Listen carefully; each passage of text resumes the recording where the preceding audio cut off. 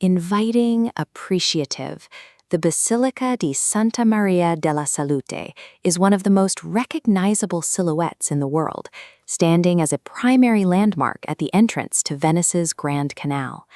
But to understand the weight of these stones, we have to look past the modern romance and back to the summer of 1630, when the Republic was facing a crisis it could not contain with traditional law or medicine. This structure was not commissioned for aesthetic prestige. It was designed as a physical response to an era of mass mortality. When the bubonic plague reached the lagoon in 1630, the city's sophisticated network of island quarantines and health passes failed to stop the spread. This chart shows the result.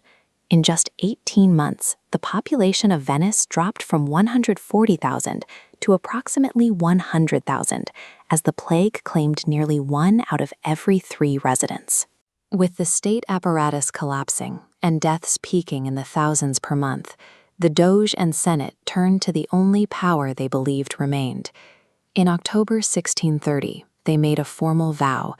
If the city were delivered from the pestilence, the Republic would construct a magnificent church dedicated to Mary, under the title Our Lady of Health. By late 1631, the infection began to subside. Venice had survived, but the government was now bound to a massive 50-year construction project to settle its debt. The Senate chose Baldassare Longhena, a 32-year-old architect, to translate this spiritual promise into a permanent monument. This schematic reveals the daunting engineering required to support the church. Because the site was marshland, workers had to drive over 1 million wooden piles into the lagoon bed to create a foundation strong enough for the stone platform above. Longhena designed the building as a vast theological allegory. He used an octagonal plan, a geometric reference to the 8-pointed star associated with the Virgin Mary. He shaped the massive central dome in forma rotonda, creating an architectural crown to honor Mary's status as the Queen of Heaven. At the very peak of the dome, he placed a copper statue of Mary.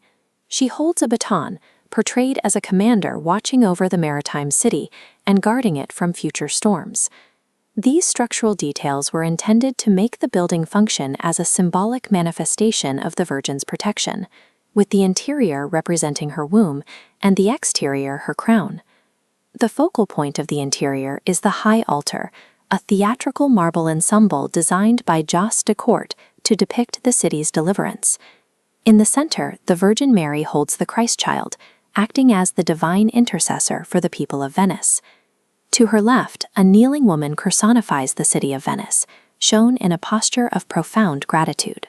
On the right, a grotesque witch-like figure representing the plague is shown tumbling away, cast out of the city by an angel.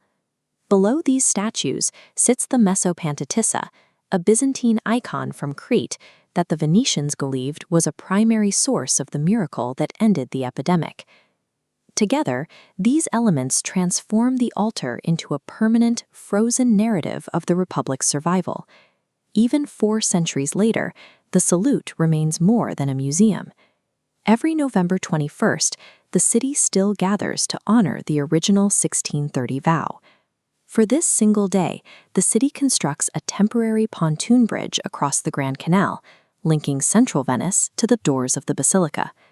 Thousands of Venetians cross this bridge not as tourists but as pilgrims, carrying candles to the altar to give thanks for their continued health. This ritual ensures that the memory of the plague and the city's recovery is physically reenacted by the population every year. Today, the church anchors the quiet neighborhood of the Dorso Duro, its white stone a constant presence over the surrounding waterways. Longhena's work stands as a defining element of the Venetian landscape, a monumental testament to the Republic's resilience.